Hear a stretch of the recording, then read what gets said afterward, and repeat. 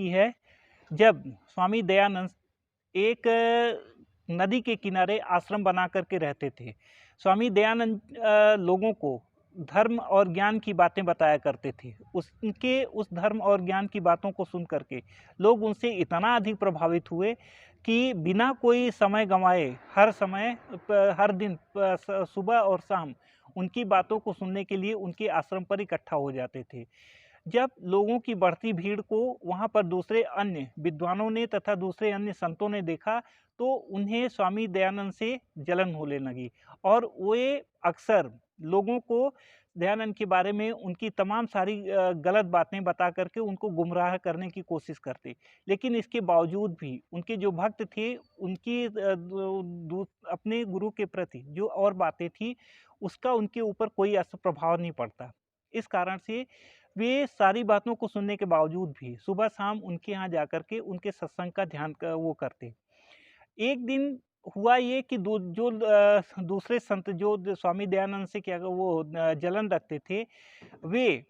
उनको आकर के उनके आश्रम में सभी लोगों के सामने उन्हें बहुत अधिक बुरा-भला कहा और बुरा-भला कहने के बावजूद भी स्वामी दयानंद ने उनकी बातों को सहर्ष सुन लिया और सुनने के बाद वे अपने सत्संग में लगे रहे। कुछ समय के बाद एक सेठ उनके आश्रम में आया और वहाँ पर उनकी प्रसन्नता उनको ज्ञान से प्रभावित होकर के और प्रसन्न होकर के उन्हें बहुत अधिक मात्रा में सामयिक फल दिए और उन सामयिक फलों को स्वामी दयानंद ने कुछ तो अपनी आवश्यकता के लिए रख लिया, कुछ वहाँ पर उपस्थित दूसरे जो भक्त थे उनमें बाँट दिया तथा शेष जो बचे हुए अच्छे फल जो थे, उनको उन संतों के लिए भेज दिया जो कि वहाँ आकर के उनको गाली दिए थे। और इसके साथ ही साथ उनसे यह भी कहा कि आप लोगों ने आकर के मुझे जो उपदेश दिया है, उसका मेरे ऊपर बहुत अधिक प्रभाव हुआ है और इसके साथ-साथ ईश्वर ने आप लोगों के लिए मेरे पास ये फल भेजे हैं, इसलिए आप लोग इसे स्वीकार करें।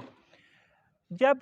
से स्वामी दयानंद के शिष्यों ने उनके द्वारा भेजे गए फलों को लेकर के उन संतों के पास पहुँचे, तो जब उन्हें दिया, तो इससे वो सभी संत जो थे, उन्हें अपनी भूल और उन्हें अपनी गलती का पछतावा हुआ और उस दिन उनके ज्ञान चक्षु जो थे, वह खुल गए और उन्हें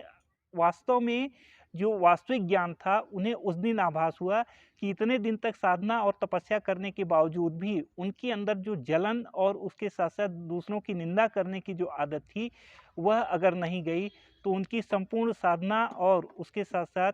ध्यान और तथा पूजा करना यह बेकार है। मित्रों, इस कहानी के माध्यम से हमें यह शिक्षा मिलती है कि